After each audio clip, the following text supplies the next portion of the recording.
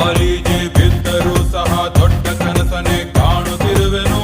ಅಬ್ದುಲ್ ಕಲಾಂ ಹೇಳಿದ ಮಾತಿನಂತೆಯೇ ಬಾಳುತ್ತಿರುವೆನು.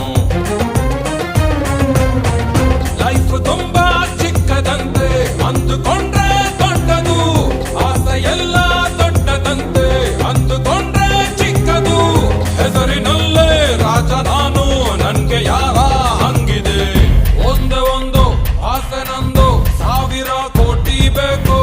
ಸಣ್ಣದೊಂದು ಮನೆ ಬೇಕು, ಮೈಸೂರು ಪ್ಯಾಲೇಸ್ ಸಾಕು. ಆಸೆಗೆ ಟ್ಯಾಕ್ಸ್ ಇಲ್ಲ, ಕನಸಿಗೆ ಫೈನು ಇಲ್ಲ. ಹೇಳೋರಿಲ್ಲ ಕೇಳೋರಿಲ್ಲ, ನನ್ನ